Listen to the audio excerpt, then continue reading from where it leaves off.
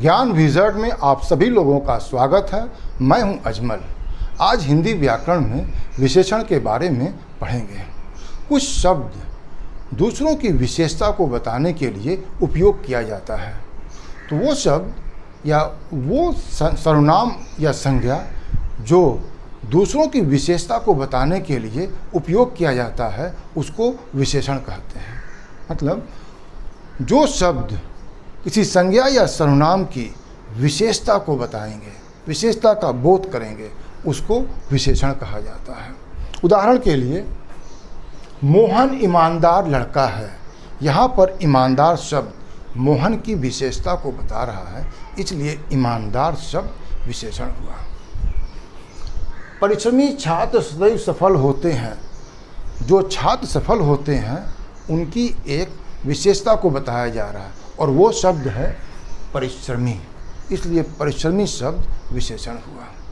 विशेषण चार प्रकार के होते हैं। पहला है गुणवाचक विशेषण, संख्यावाचक विशेषण, परिमाणवाचक विशेषण और सार्वनामिक या संकेतवाचक विशेषण। चलिए इनके बारे में एक एक करके विस्तार से पढ़ते हैं।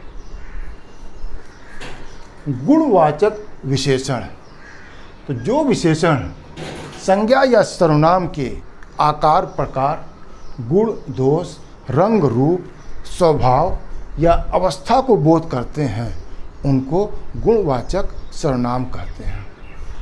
उदाहरण के लिए, रामू के विचार उदार हैं।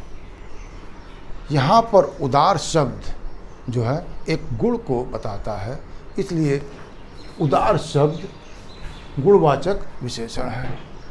उसकी कार नीले रंग की है। यहाँ पर कार का एक रंग बताया जा रहा है, नीला रंग, जो रंग रूप, तो इसलिए नीला जो शब्द है वो गुणवाचक विशेषण हुआ। जो कार के किस तरह की है वो उसकी विशेषता को बता रही है। संख्यावाचक विशेषण, इस सब से ही मालूम होता है कि यहाँ पर जो विशेषण है वो कोई संख्या के बारे में बोध करेगा या बताएगा। यहाँ पर संख्या जो है दो तरह की हो सकती है, एक निश्चित संख्या 2, 5, 10, 100 और दूसरी अनिश्चित संख्या कम, बहुत, कई। इसी के आधार पर संख्यावाचक विशेषण को दो भागों में बांटा गया है और यह दो प्रकार के होते हैं, निश्चित संख्यावाचक और अनिश्चित संख्यावाचक। तो जो संख्यावाचक विशेषण निश्चित संख्या का बोध करते हैं उसको निश्चित संख्यावाचक विशेषण कहते हैं। उदाहरण के लिए, इस कक्षा में 50 छात्र हैं। यहाँ पर छात्र की संख्या निश्चित है। अनिश्चित संख्यावाचक का उदाहरण, इस कक्षा में बहुत छात्र हैं। अब बहुत यहाँ पर अनिश्चित है, जो कितने हो, 10 भी हो सकते हैं, 100 हो सकते हैं, 1000 हो सकते हैं।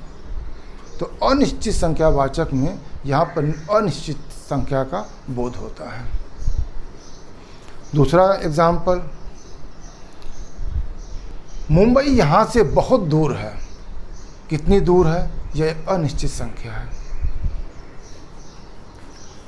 परिमाणवाचक विशेषण, तो जो विशेषण संज्ञा या सर्वनाम के परिमाण का मतलब होता है नाप तौल का बोध करते हैं, उनको परिमाणवाचक विशेषण कहते हैं। यह भी दो प्रकार के होते हैं, निश्चित परिमाणवाचक और अनिश्चित परिमाणवाचक। जहाँ पर परिमाण निश्चित हो उसको निश्चित परिमाणवाचक कहते हैं। उदाहरण के लिए, इस डब्बे में 5 लीटर दूध है। अब यहाँ पर 5 लीटर की जो क्वांटिटी है वह फिक्स हो गई है। अनिश्चित परिमाणवाचक, बिल्ली सारा दूध पी गई। कितना दूध पी गई, कुछ भी नहीं मालूम हो रहा यहाँ से, इसलिए यहाँ पर यह एक अनिश्चित परिमाणवाचक का उदाहरण हुआ। देखिए, संख्यावाचक विशेषण और परिमाणवाचक विशेषण, यहाँ पर दोनों संख्या का तो इस्तेमाल हो रहा है, लेकिन दोनों में एक फ़र्क है। जब हम संख्यावाचक विशेषण की बात करते हैं, यहाँ पर संख्या को गिन सकते हैं। और जब परिमाणवाचक विशेषण की बात करते हैं तो यहाँ पर हम लोग संख्या को गिन नहीं सकते हैं, बल्कि उनको नाप तोल करके बताते हैं। जैसे 5 लीटर दूध, अब 5 लीटर दूध को आप जो है गिन नहीं सकते, उसको आप जो है नाप तोल करके ही देंगे। सार्वनामिक या संकेतवाचक विशेषण, तो जो सर्वनाम किसी संज्ञा के पहले आकर के उसकी विशेषता को बताता है उसको सार्वनामिक विशेषण कहते हैं।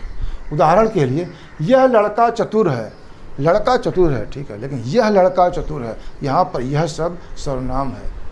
तो यह शब्द यहाँ पर जो संज्ञा से पहले आया है तो यह सार्वनामिक या संकेतवाचक विशेषण हुआ। यह था विशेषण और उसके भेद के बारे में विस्तार से जानकारी। उम्मीद है ये वीडियो आपको पसंद आया होगा। इसे आप लाइक कीजिए, दोस्तों के साथ शेयर कीजिए और इस चैनल को सब्सक्राइब कीजिए, जिससे न्यू वीडियो अपलोड होने पर आपको नोटिफिकेशंस मिलता रहे। इस वीडियो को देखने के लिए धन्यवाद।